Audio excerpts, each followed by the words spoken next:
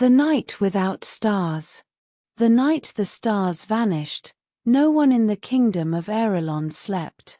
For as long as anyone could remember, the sky above Airelon had been a shimmering tapestry of light, thousands of silver stars guiding travelers, blessing crops, and keeping the world in balance. But on this night, as the moon climbed over the white cliffs and the great bells rang midnight, every star winked out at once. The sky became an empty, infinite black. People screamed. Animals panicked.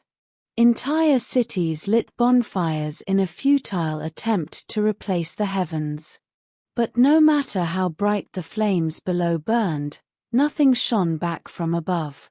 Only one person in the entire kingdom remained calm, a quiet young archivist named Lyra Vale. She knew this moment was coming. She had seen it in the dreams that had haunted her for months. And tonight, as the world trembled, she whispered to herself the warning she had read in an ancient, forbidden manuscript. When the stars go out, the path awakens. Lyra worked in the Grand Archive of Airelon, a massive library built into the roots of a colossal mountain. She was small, pale, and unremarkable to most except for her eyes, unusual violet irises that glimmered faintly in dim light. The other archivists whispered about her endlessly. She sees things, they muttered. Dreams of things that haven't happened yet. She's touched by something. But Lyra ignored them. Her dreams were not a curse. They were instructions. The moment the stars vanished, she put on her cloak, lit a lantern, and hurried deep into the restricted chambers of the archive. Dust rolled off shelves as she ran, her heartbeat echoing in the endless corridors. She stopped at a sealed stone door engraved with a symbol, a path of 5 glowing circles. Lyra placed her hand on the sigil. Violet light bloomed beneath her fingers. The door rumbled open. Inside was a single pedestal holding the oldest book in the archive, the Chronicle of Endings. Written before recorded time, no one had ever been able to open it except Lyra. The book was already open to a new page. Ink bent and twisted across the parchment, forming fresh words before her eyes. The starless path chooses you. Seek the lost stars. Before the world unravels. Lyra exhaled slowly. It has begun. Lyra left the archive at dawn, heading toward the eastern gate of the capital.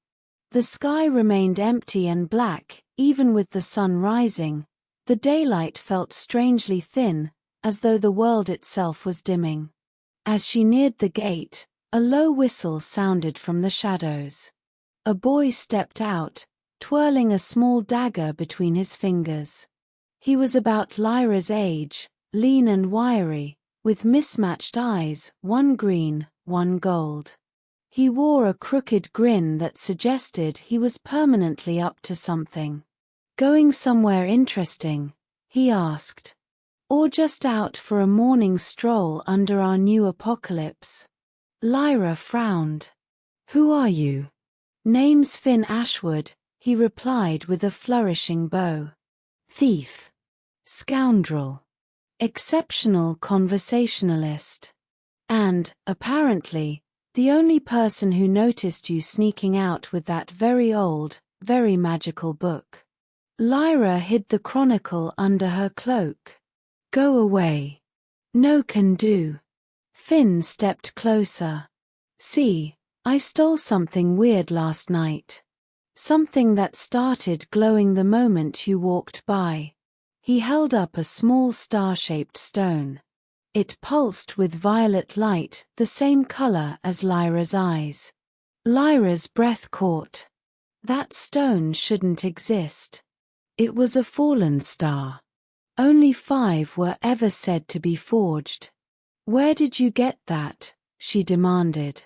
Finn smirked. I could tell you. Or I could tag along until things get interesting. Lyra scowled, but the Chronicle tugged at her mind. She needed him, though she didn't yet know why. Fine, she said. But no stealing from me. Perfect, Finn said. I only steal from people who annoy me. A beat. Try not to annoy me. Lyra groaned. This was going to be a long journey. Their first destination was the Mistwood, an ancient forest that legends claimed was older than the world itself.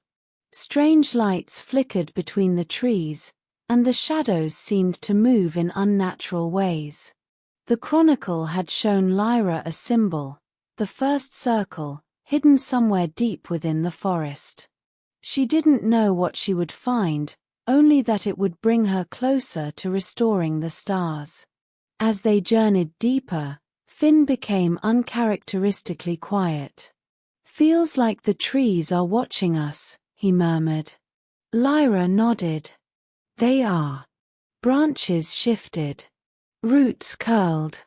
The forest inhaled and exhaled like a living creature.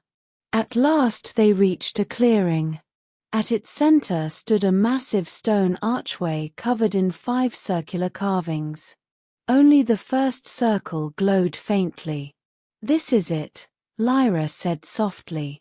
The first circle of the path. When she approached, the stone star Finn had carried began to vibrate. What do I do? He asked nervously. Hold it up, she said. He did. Light burst from the star, shooting into the archway. The forest fell silent. Then the ground trembled. Something stepped through the arch. A creature made of swirling mist, with eyes like bright stars and a voice like the wind through leaves. Traveler of the path, it said, bowing to Lyra. Guardian of the stars, you have awakened us. Lyra swallowed. What are you? I am the first circle.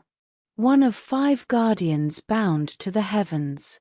When the stars fell, we slept. Now, through you, we awaken. Finn muttered, Great. Mist Monster likes you more than me. The guardian raised a hand and touched Lyra's forehead. Visions flooded her mind of 5 scattered star fragments, each guarded by trials shaped by time, fear, and memory. When she opened her eyes, the guardian was fading. Restore the stars, it whispered. Or even the sun will vanish in time. Then it was gone. Lyra trembled, but felt stronger. Finn grinned shakily. Well, that was horrifying.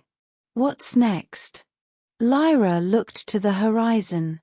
The second circle. Their next stop was the desert city of Kayla, a place built from sandstone towers that rose like golden blades into the sky. But the city was in chaos, daylight barely reached it, crops were dying, and the great sandstorms were becoming more violent. As Lyra and Finn entered the marketplace, a voice boomed. Make way.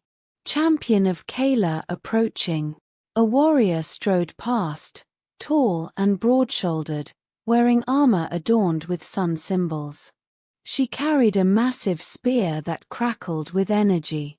Finn whispered, Let me guess. She's going to join us. Lyra elbowed him. Don't jinx it. The warrior stopped before them, staring at Lyra's violet eyes. You're the one from the Prophesies, she said. My name is Kara Sunforge, Protector of Kayla. Lyra blinked. Protector? Yes. Kara knelt. And I pledge my spear to your quest. Finn groaned. Oh, come on. Kara glared at him. And who are you? A guy who didn't ask for this, Finn said. Lyra sighed. Their group had grown again. Together, the 3 traveled into the heart of the desert, where the second circle was said to lie buried beneath the sands. A massive sandstorm hit as they reached a hidden underground ruin. The wind screamed like a living creature. Finn had to cling to Kara's arm to avoid being blown away.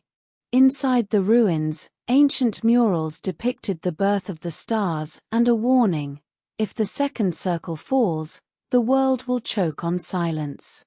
They found the circle at the deepest chamber, a massive sandstone statue holding a glowing orb.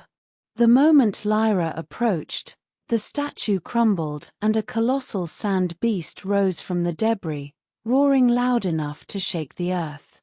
The battle was brutal.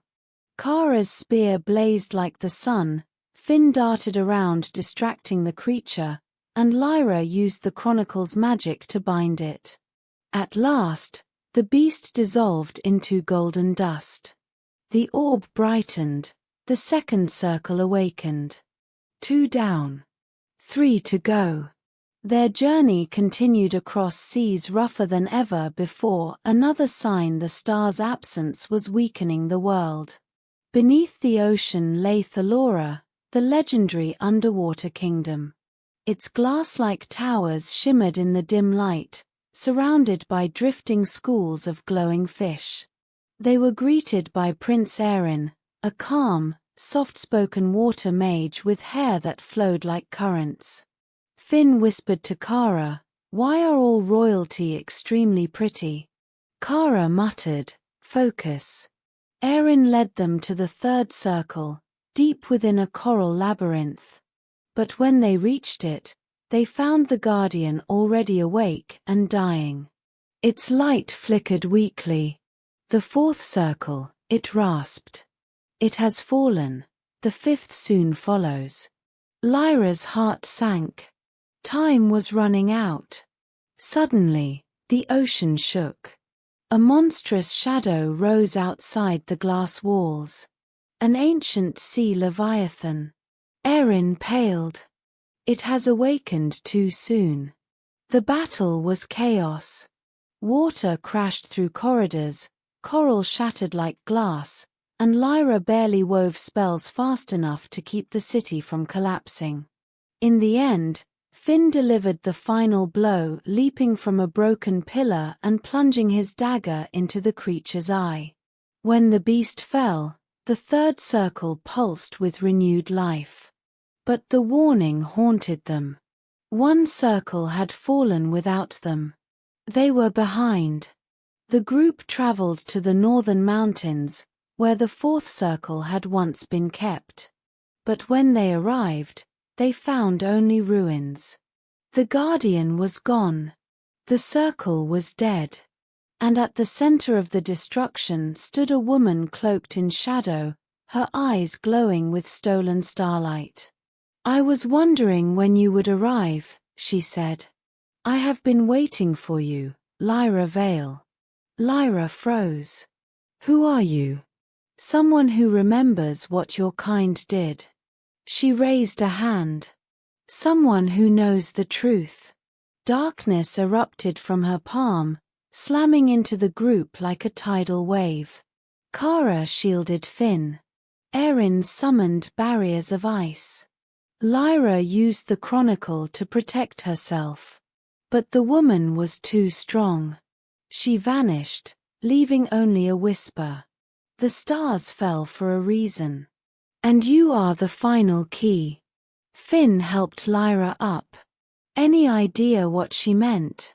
Lyra's voice shook. "No, but I'm terrified to find out." The final circle lay in the Skyreach Peaks, a place so high that clouds passed below the mountaintops. The journey was freezing, brutal, and exhausting. By the time they reached the top, Lyra felt weak.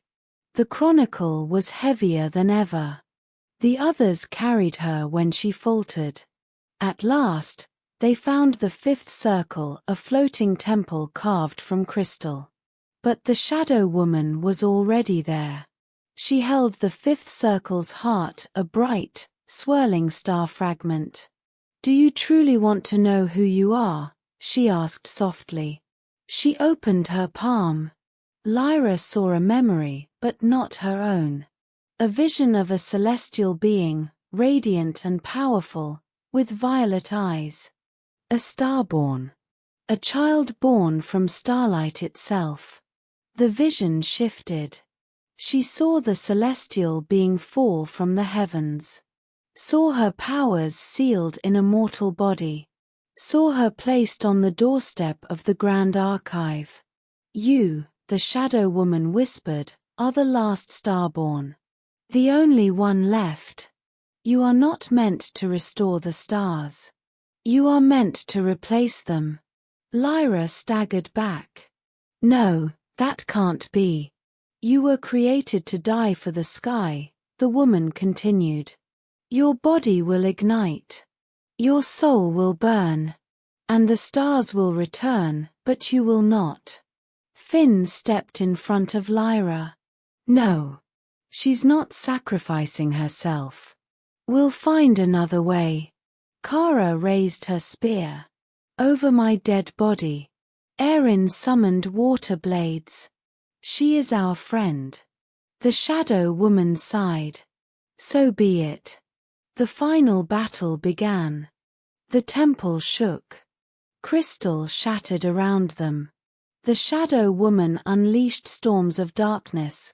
Kara blocked them with blazing strikes. Erin froze entire sections of the temple to slow her movements. Finn ducked and weaved, using impossible acrobatics to stay alive. Lyra tried to use the chronicle, but it burned her hands. The Shadow Woman struck Finn with a blast of dark energy. He slammed against a pillar and fell limp. Finn! Lyra screamed. Anger surged through her, hot, bright, overwhelming. Her body glowed. Her skin turned to starlight. She rose into the air, eyes burning white. The Shadow Woman stepped back. No, no, you cannot awaken yet. But Lyra spoke with a voice that was not entirely her own. The stars do not require my death. They require my choice. She raised her hands. Light burst from her chest, from her eyes, from her soul. But she did not fade. She gave her power, not her life. The temple filled with blinding light. The sky outside cracked open. And for the first time in months, stars returned one by one, like tears falling upward. Epilogue: A New Dawn. When Lyra awoke, she was lying in soft grass. Finn sat beside her, bruised but alive, grinning weakly. You scared me, he said. Don't ever do that again. Kara and Erin stood nearby, watching the sunrise. A normal sunrise, warm, bright, and full of color. Lyra looked up. The sky glittered with thousands of stars. They're back, she whispered. Finn nudged her shoulder. You brought them back. Lyra smiled. No, she said. We did. And so began a new era in Erelon, a world where the stars shone brighter than ever, and 4 unlikely heroes walked beneath them, ready for whatever came next.